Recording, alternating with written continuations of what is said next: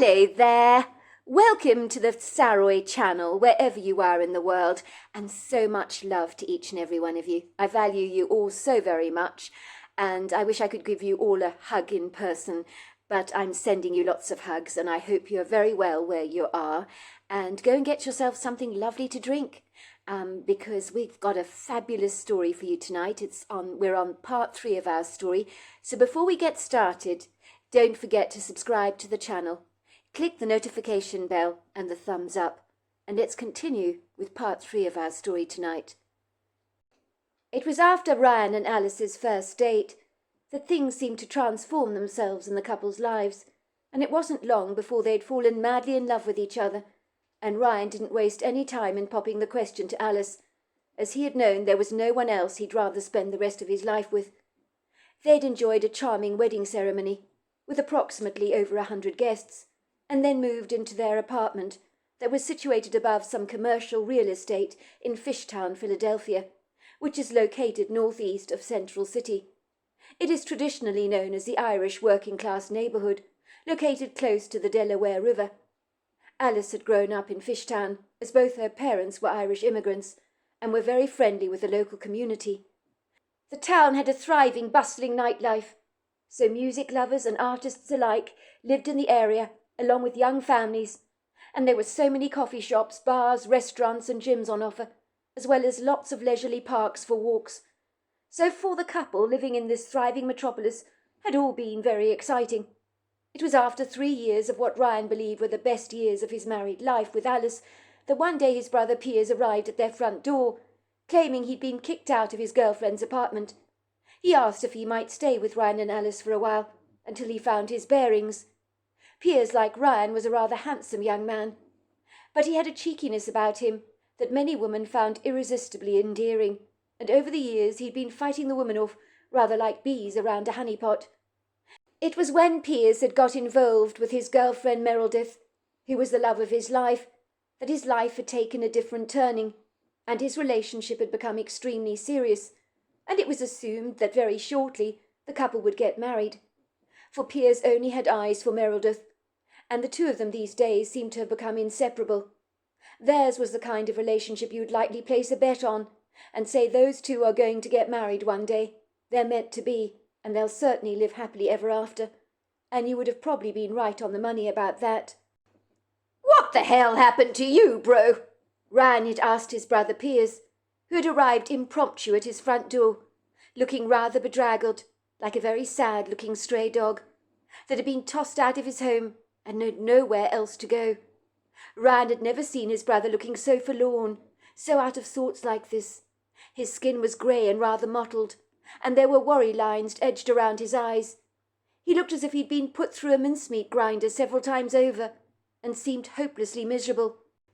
And in that quintessential moment, Ryan felt exceedingly protective towards his younger brother, who was standing there surrounded by half a dozen suitcases, which really did make him look as if he was intending to move in with Ryan and Alice for a while.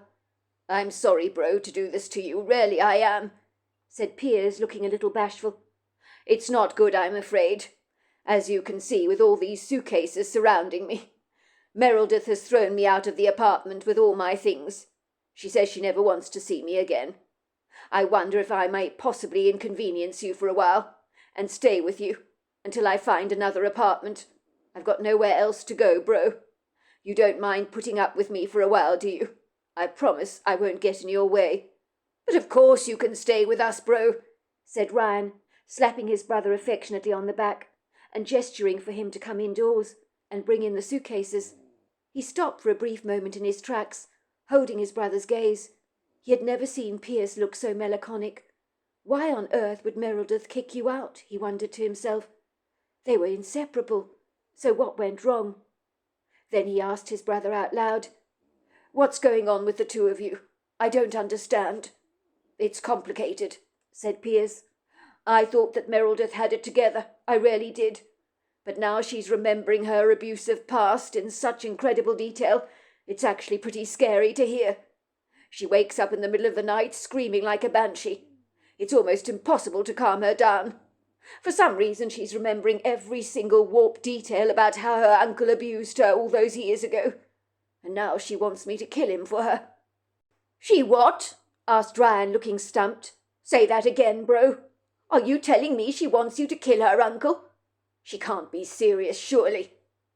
"That's the problem, Ryan. She is being serious. She wants me to kill that uncle of hers. I think she was suffering from amnesia when we first got together. So although I knew she'd been abused in the past, she brushed it away and never talked about it.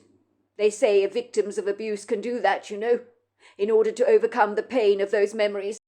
But sometimes when an abused person feels a whole lot safer and secure in their life, like Meredith clearly feels with me, then they can allow some of those painful memories they've buried away to resurface again and come back.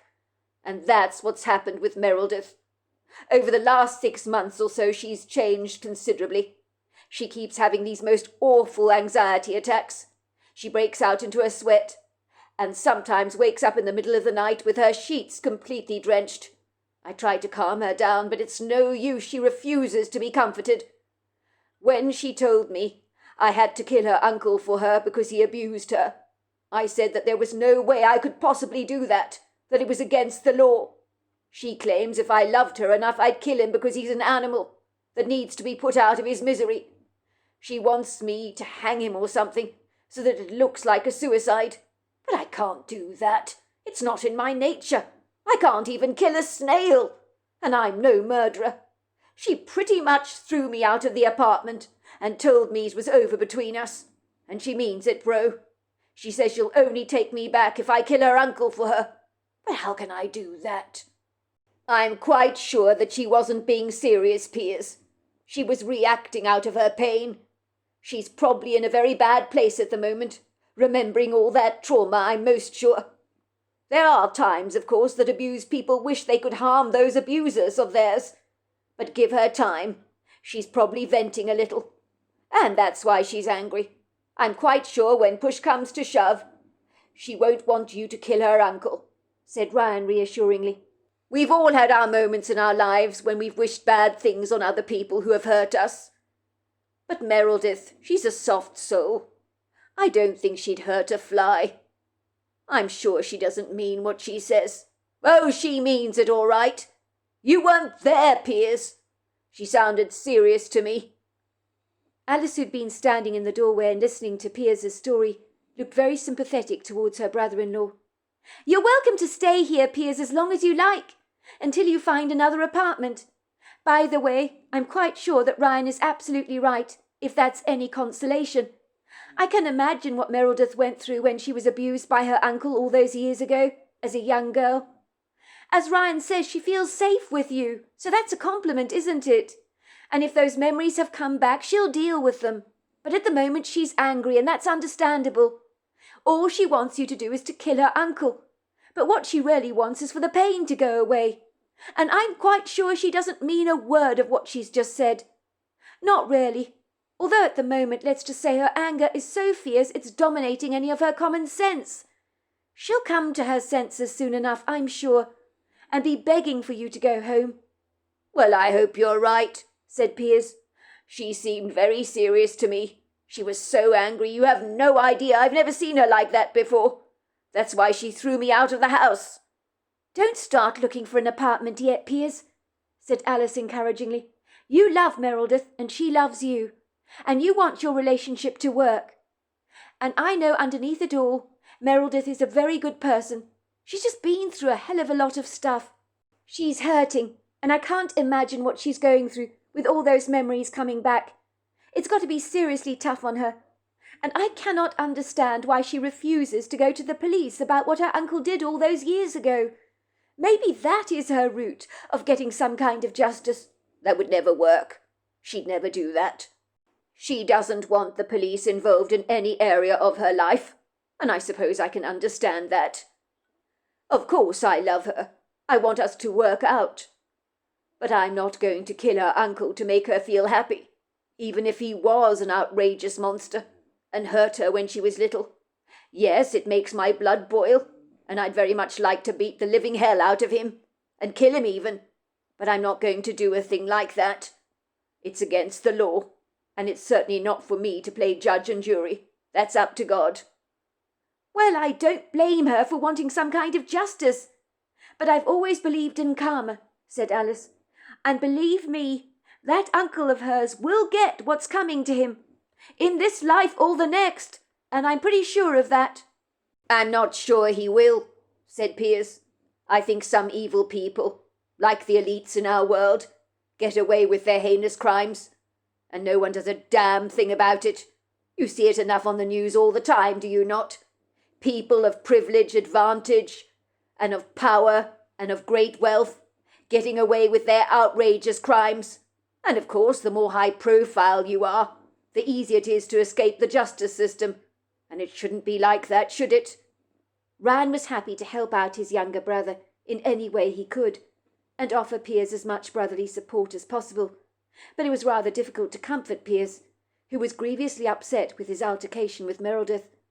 It had been quite a shock for Ryan to learn that Meredith had thrown his brother out of their apartment, simply because he refused to kill her uncle, who had sexually abused her years ago. Ryan knew Meredith was a very good person. She was probably venting out her frustrations, but he was certain she wouldn't really want Ryan to kill her uncle. Alice was right. Meredith wanted the pain to go away, and seemed to think that with her uncle out of the picture, the hurt would magically dissolve like aspirin in a glass of water. But life, alas, is not that easy, and it's not that simple. Meredith was an unassuming, pretty young woman, rather shy by nature, who wouldn't normally want to hurt a fly. So her incongruous outrage towards her uncle, and wanting him dead like this, seemed strangely out of character for Meredith. But then again, what did Ryan actually know about being a victim of sexual abuse? He had never walked in Meredith's shoes, and had he done so, maybe he'd begin to comprehend her desire and need for revenge. The storm brewing between Meredith and his brother would soon blow over, he told himself, and then they'd be back together again in a jiffy. While it was fun having Piers around, nothing would prepare Ryan for what he would uncover in a week's time. It was on a Saturday morning, and Ryan had been invited by Ivan, who had become his best friend, to spend the weekend at a fishing retreat. Ryan had been eager to learn how to fish, and had agreed to accompany Ivan on the spur of the moment. But on the Saturday evening of their trip, after they'd eaten the fish they had caught over an open fire, Ivan had come down with a very bad case of food poisoning. His stomach began to spasm, and he had violently thrown up. He thought maybe the fish that they had eaten was slightly undercooked, or perhaps one of them was bad, but he wasn't feeling well. So both men decided to return home early on the Sunday morning. Ryan hadn't informed Alice about this new arrangement because he wanted to surprise her and his brother by arriving unpredictably at the apartment with all sorts of delicious goodies that would be perfect for a picnic spent out of doors. Once he arrived in Fishtown, he picked up a bottle of wine, fresh cheeses, breads, cold meats, salads, pies and pastries, and returned very eagerly to the apartment. It must have been about 9 o'clock in the morning when he opened the door. Everything was so very quiet, disturbingly so. So much so you could have heard a pin drop. For a brief moment he thought no one was at home. And then as he walked into the living room, he discovered it was a complete mess, with a couple of open wine bottles flung haphazardly across the floor, and a family-sized pizza that had been barely touched. He knew something was going on, and that was confirmed when he ventured into his bedroom. He could see 2 figures curled up together in bed. For a moment he stared at the scene, in abject disbelief, as he tried to get his head around what he was seeing. "No, please, God, no," he thought. "This can't be happening. Not to me. It just can't be." Ryan's eyes did not betray what he was seeing. He could see a tousle of his brother's hair intermingled with his wife's dark mane. For a second he stood there silently in the master bedroom, thinking that this had to be a horrifyingly distorted nightmare from which he would surely awaken. "Please, God, may this not be happening," he cried inwardly. He knew what he was seeing was his wife and brother, curled up in bed together, and only one word entered his head, and it was, "Cheating scumbag! I allow my brother into my home, and this is what he does to me. Sleeps with my wife, betrays my trust. How dare he do this to me? And as for Alice, she knows what it's like for someone to cheat on her, and yet she does this to me. How dare she? How could she?" Finally 3 words came out of his mouth, and in a mortified voice he cried out, "What the hell is this?" And in that moment 2 sleepy, rather bemused heads lifted up their faces from the pillows to stare at Ryan through half-closed eyelids. "Is that you, Ryan?" asked his brother Piers. "What are you doing here? Aren't you supposed to be fishing with Ivan?" "Yes, it's me, Piers. Nice to see you too. And nice to see you've made yourself very much at home in my bed. I'm back from my fishing trip early. Seems I've spoilt your morning, haven't I, with my impromptu arrival that neither of you expected. What the hell are you doing in bed with my wife? Who the hell do you think you are?" Piers looked somewhat out of sorts, as if he'd lost all sense of his bearings and didn't know exactly where he was.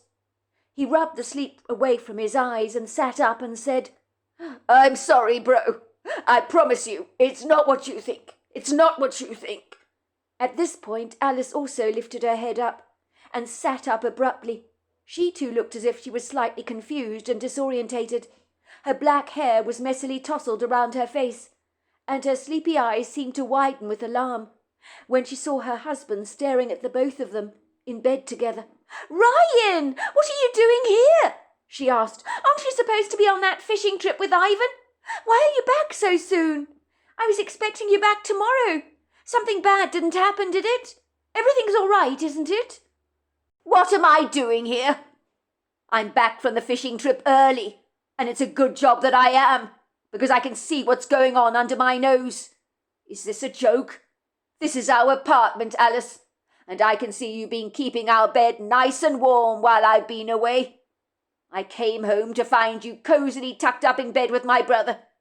No surprises for guessing what the 2 of you have been up to while I've been away. I'm glad I came back early to see what my cheating wife and treacherous brother were getting up to behind my back. I would never have expected this of you, Alice. Not in a million years. Not after what Dustin did to you to betray your trust. But I can see that, much like Dustin, you're a cheater at heart. And talk about you, Piers. So much for calling yourself my brother. Where's that loyalty of yours? It doesn't look like you have any. I graciously allow you to move in under our roof. And this is what you do? Stab me in the back like this? Thanks a bunch for that. The 2 people I care about most in the world have stuck a knife in my guts and ruined my life." "It's not what you think, Ryan," said Alice, rising up from her bed to rush over to him to comfort him. But Ryan was not to be comforted. Thankfully, Ryan noticed that his wife was modestly dressed, wearing a nightdress, but he didn't want to think what Alice and Piers might have been getting up to together behind his back. He was already having flashing images of the 2 of them getting up to all kinds of hanky-panky, and just the thought of it made him violently sick to his stomach. He had invited his brother Piers cordially to stay in their apartment, while he looked for an apartment of his own, all finally reconciled with Meredith, and lo and behold, while he'd been away on this fishing trip with Ivan Thomas, which had proved to be a non-starter, given that Ivan's stomach had been cramping up so badly, and so had put a quick end to their trip. All the while his back had been turned, his gormlessly unfaithful brother and treacherously deceitful wife had got cosy together. "Please, let's talk. You don't know what's going on here," said Alice, realizing that her husband had become very quiet for a second. "We need to talk, Ryan. I told you, it's not what you think. Looks can be deceiving, you know." "Oh, stop with your pitiful excuses, Alice. I've seen enough. I'm not stupid. I'm moving out now," he said abruptly. "You can look forward to hearing from my divorce lawyers, Alice." Alice was screaming after him, as was his brother Piers. What they were saying Ryan didn't know, nor did he want to know. He had seen enough. And his brother and his wife getting cosy together behind his back was quite literally the ultimate form of betrayal. It didn't get lower than that. Ryan drove around Fishtown for a while, in such a bleary state. He felt numb about what had just transpired, and sick to his stomach. He could taste the nausea in the back of his throat. He found himself walking around town in a dithery, rather confused state, and if anyone had observed him, they'd probably have described him as a zombie. Finally, he found himself outside a camping shop. And then he walked in and the assistant asked him if he needed any help. "I'm thinking of getting away for a few days," Ryan told him, as the idea suddenly popped in his head that might be exactly what he needed to do. "I would appreciate you helping me. I want to be kitted out with everything I will need for camping." "But of course," said the shop assistant, happy to help him in any way she could. And she did, providing him with a wardrobe of outdoor clothes, walking boots, freeze-dried food and camping gear. Ryan had been on many camping and outdoor adventures with his family before, but never one on his own. After his brother and wife's disgusting betrayal, he felt almost as if all the joy had been sapped away from his life, ripped, you could say, in a single instant, and going camping somewhere, a little remote perhaps, might be extremely healing for him. He knew that plenty of vigorous exercise and fresh air is just what you needed to help you come to some kind of acceptance about what had just happened. Two people that he loved more than life itself had betrayed him in the worst possible way imaginable. The thought of a life spent without Alice was more than he could bear. Ryan decided he'd take the almost 9-hour trek to the Appalachian Mountains. He'd get a map of various trails, of course, and places where he could set up camp for the night. He would have contacted his best friend Ivan Thomas, of course, and actively encouraged him to go on this intrepid adventure with him. But he knew Ivan was in very bad shape with his stomach condition, so he didn't even bother to contact his good friend. Ryan knew going camping without telling anybody where he was going was not exactly the wisest thing to do, as everyone knew that telling people where you were going from a safety perspective is crucial, and is ultimately what you should do when attempting to go on a solo adventure of any kind. But Ryan didn't care about any of that. His safety was the very least of his concerns. Getting away from it all, along with the dreadful pain that was stabbing at his heart, was his way of an escape. At least he had the sense to leave a message with a contact from work called Rod Fielding.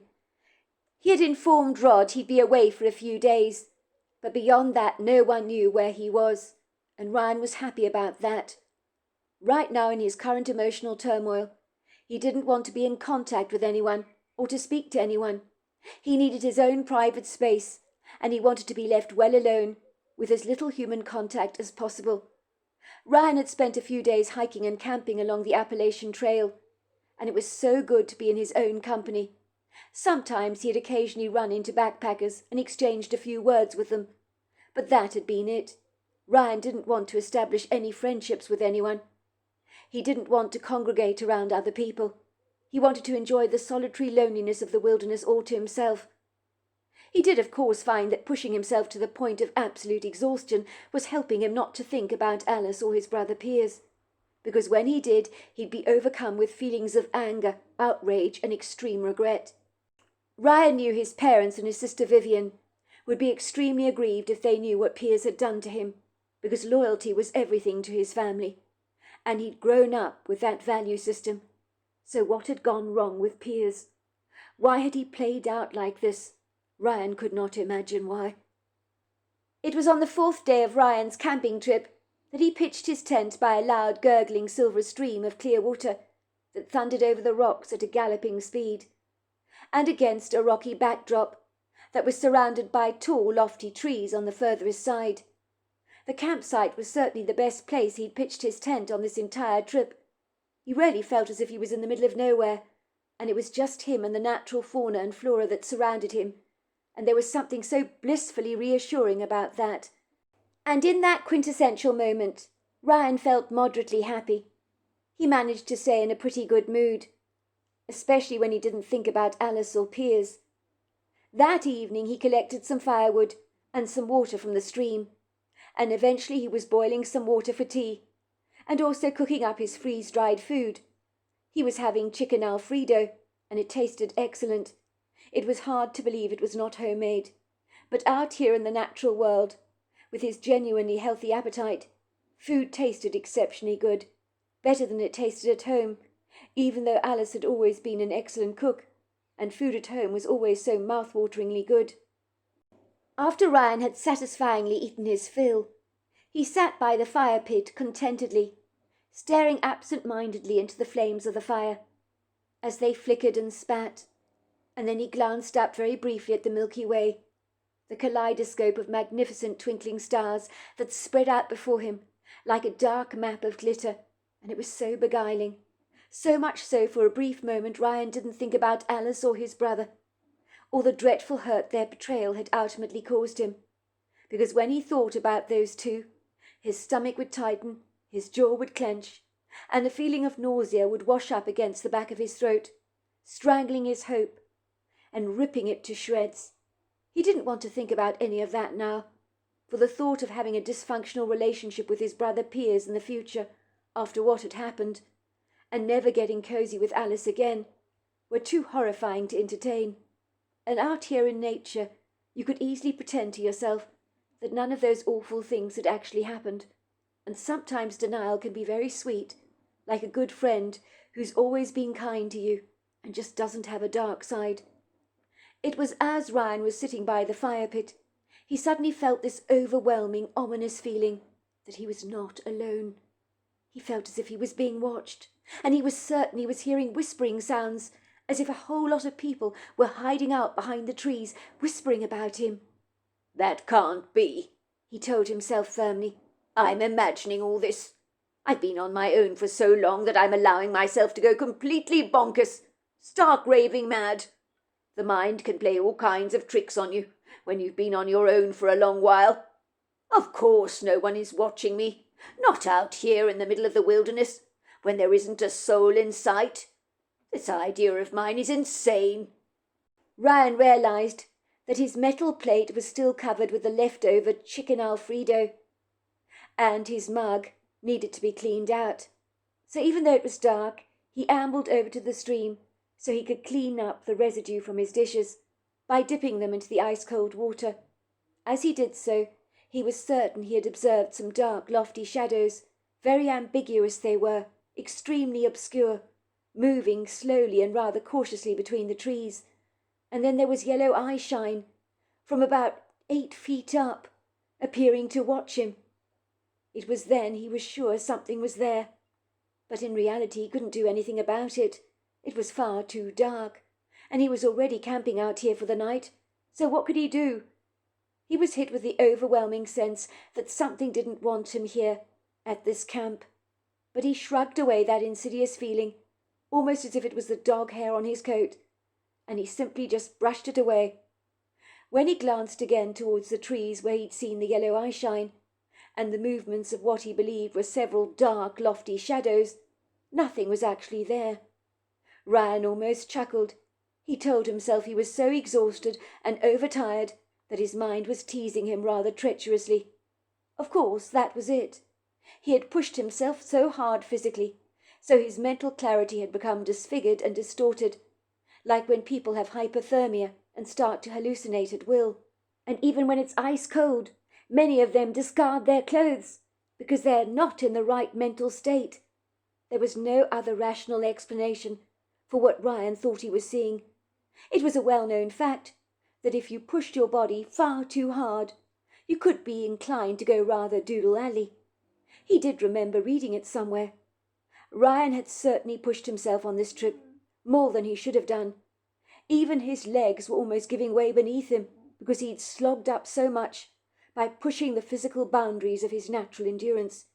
He had done this because the physical challenges he faced really seemed to help him on a daily basis, because it enabled him not to focus on his emotional pain. It was his way of trying to overcome the dreadful hurt that had anchored itself in the pit of his stomach. The great thing about pushing yourself to such extremes is the physical discomfort can make your emotional pain so much more bearable. And when you're exhausted, when you hit the pillow, you won't be tossing and turning during the night, worrying about things or reflecting on what went wrong in your relationship.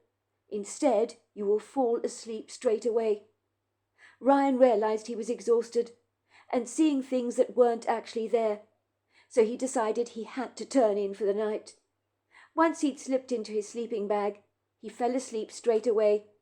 But a short while later, Ryan began to have what he would later describe as an extremely lucid dream that felt so real for some reason. The dream was rather bumpy, almost as if he was sitting in the back seat of a car, being driven over some rather precarious, bumpy terrain, which would sometimes jolt him backwards and forwards in the seat. It was after experiencing a feeling of being thrust forward quite sharply, and after that big jolt, Ryan suddenly woke up from his sleep, feeling more than a little befuddled and extremely confused. Where was he? Something didn't feel right. What on earth was going on? To his abject horror, he realized that he was in his sleeping bag, but he was no longer on the ground, nor was he in his tent. He was being carried by something very large over a pair of ponderous shoulders, and this nimble being, whoever or whatever it was, would sometimes make his body jolt forwards, as whoever was carrying him was ambling over rugged terrain that was not altogether flat. He could feel a cool breeze brushing against his skin, and when he glanced up at the sky, he could see the stars in the heavens above him. "Oh, my God, I'm not in my tent. I'm being carried away by something, or someone," Ryan thought. "But who? And what is carrying me? And where are they taking me? And why are they taking me away from my camp? What do they want with me?" He could hear the whispers among these people. He closed his eyes, because he so wanted to desperately believe that this was a horrible nightmare from which he would awaken. But alas, it was not, for when he opened his eyes again, he knew that what was happening was very, very real. "Someone's definitely kidnapped me from my tent and is carrying me on his shoulders. And whoever he is, he's got to be at least 8 feet tall." There were others around him, who were all whispering in earnest. He could hear their voices. Ryan did not know what he should do, for he was being held down by a very firm, powerful hand. Should he scream, he wondered? Should he try and fight back? If he did this, he might draw attention to himself. Maybe he should remain very quiet, so that when he was lowered to the ground he could make a run for it. He decided the latter was the better option. A while later Ryan heard the clatter of many things being lowered to the ground all at once, like when someone drops a bunch of pans onto the kitchen floor. Ryan still remained suspended in the air above this being's shoulders. He could hear the conversation again. It went on for a long while, being spoken backwards and forwards in a strange language. "Kalaki kwa, soto la bagana. Hamina kwa, olomoto, hasi kwa sono, halibati. Kikata, loko, shikitikaka, baka, tulo." Who were these people? Ryan wondered. They were clearly speaking about him, but they sounded so human, and they were incredibly tall. And whatever the thing was that had carried him had definitely been covered with long, dark hair, and had been powerfully built. Ryan then felt himself being lowered onto the ground very carefully, and then a large head leaned over to peer at him, as his head slipped out of the sleeping bag. Whoever was looking at him was probably trying to ensure he was still fast asleep, so Ryan pretended to be just that, and then Ryan heard the beings walking away, as the large, powerful feet trampled through the undergrowth of the field. When Ryan was absolutely sure things were a lot safer, he cautiously peered out of his sleeping bag. He was lying in the middle of an alpine field, with all his camping gear, including his tent, at his side. These people, these strangers who had picked him up, these lofty-looking beings covered with dark hair, had now left him in the middle of a field. Maybe whoever they were, they hadn't approved of his previous camping spot, and so had subsequently moved him away. He certainly felt that someone had been watching him when he'd set up camp by the stream. Ryan was curious, so curious, in fact, he forgot his fear. So he gingerly crawled out of his sleeping bag and began to surreptitiously follow these tall, lofty beings that were walking ahead of him through the grass-covered field into the congregation of trees. Ryan didn't know why he was overcome with such an audacious boldness, but his mind was heavily peppered with an intense curiosity that he couldn't contain. He wanted to know who these idiosyncratic beings were, and why they'd moved him away from his camp when he'd fallen fast asleep. He knew if they meant to have harmed him, they'd have done so already, so he didn't believe he was in mortal danger, simply because he'd been abandoned in the field with all his camping gear at his side. Ryan observed that his boots had been stuffed into his backpack, So he grabbed them hurriedly and put them on his feet. The moonlight was thankfully generous that evening, so he could make out the vague outlines of the trees and observe the dark silhouettes getting further and further away from him. He kept a tiny torch in his pocket, and thankfully it was still there, so he pulled it out gratefully and used the light rather cautiously, for he didn't want to alert his abductors to his presence. As far as they were concerned, he was lying fast asleep in a field in his sleeping bag, where they had left him. Ryan could see the very vague, dark shadows were now walking through a pathway through the trees. He could see the back of their ponderous shoulders, the shape of their overlong arms. Some people might have considered it utter madness for him to follow these beings, but Ryan had always been the kind of person that liked to find answers to his inquiring questions. Otherwise the not knowing would likely haunt him for the rest of his entire life. But no sooner had he followed the shadows into the woodgrove, they seemed to have vanished in plain sight. How was that possible? Where had they gone, Ryan wondered. The shadows had been walking ahead of him, and then suddenly they seemed to just fade away before him, as if they had vanished into an alternative universe.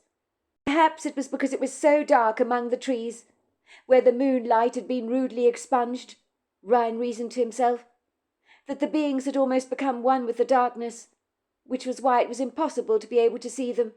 Damn, he thought, I wanted to get a closer look at these things. I wanted to see what my abductor looked like. Ryan returned to his sleeping bag rather reluctantly, that was lying in the middle of the field, wondering what the hell had just happened to him. It was too dark to pitch up his tent, even though the moonlight was generous enough.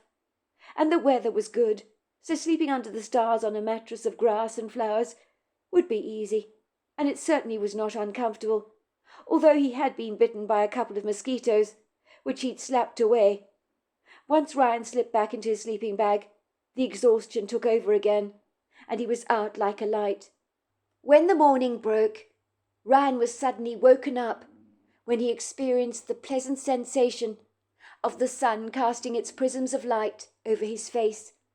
He sat up rather abruptly, rather like a startled rabbit, feeling confused and disorientated for a second. Where was he? He wondered. Why was he lying in the middle of a field of grass and wild flowers, next to his camping gear, with his tent crumpled up beside him?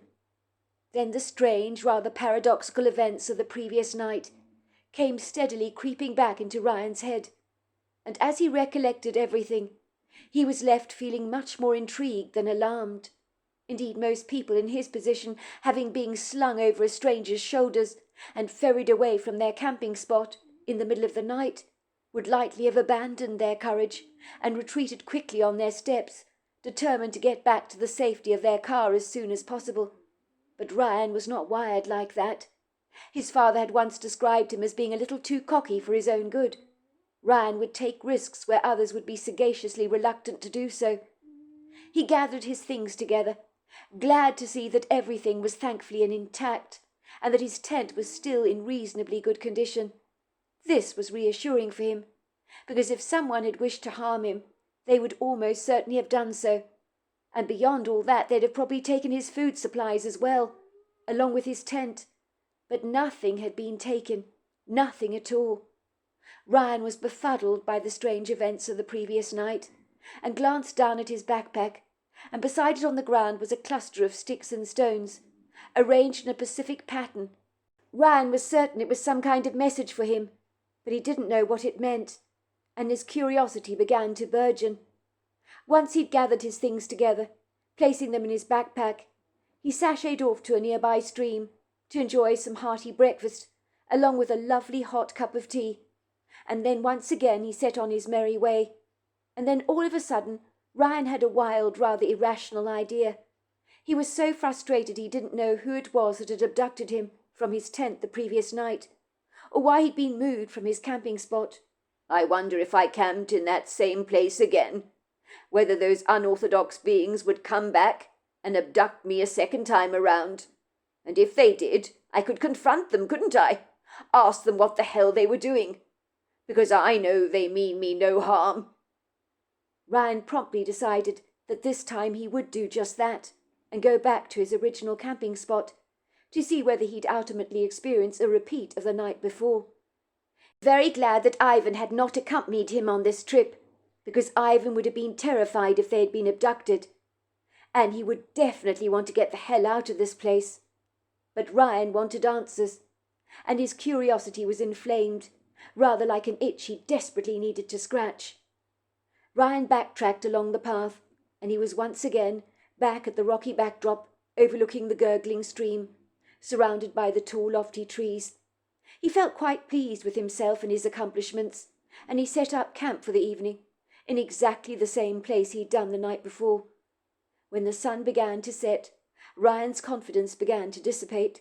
What was he thinking coming back here again, after having been abducted the previous night from his camping spot?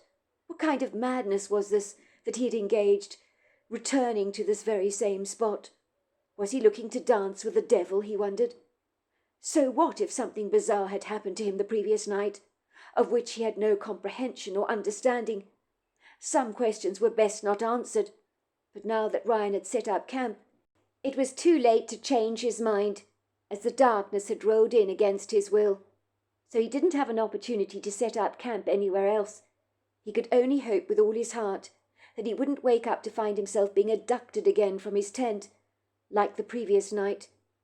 Ryan set up a fire pit for himself, boiled a kettle to make some hot chocolate, and prepared a freeze-dried meal of beef stew and rice.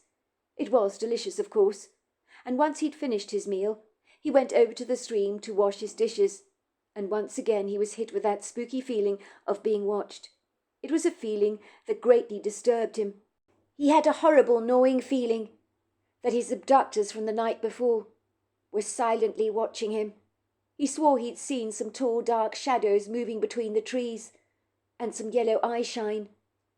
If that wasn't alarming enough, he heard the whispers all over again, and they were absolutely everywhere. And suddenly everything seemed so much more conspicuous to him, much more so than the occasional hoot of an owl, the chorus of frogs and crickets, or the far, sorrowful wail of a wild animal. Ryan was not comfortable as he slipped into his sleeping bag that night, and was terrified that he'd be abducted again by the same creatures. But he was delighted to realize, after a very peaceful night's sleep, that he'd woken up in exactly the same spot where he'd pitched his tent the night before. Ryan was so relieved that he hadn't been abducted during the night. So he had quite a spring in his step as he went down to the stream to fill up his water pot. Ryan was so happy that the night had gone by so smoothly, but he realized he was a fool coming back here again, like a kid playing with matches in his parents' yard shed and expecting not to set it alight. So there we are, that is the end of part 3 of our story. Part 4 is tomorrow night, and I look forward to you joining me then. Until next time, goodbye and good night.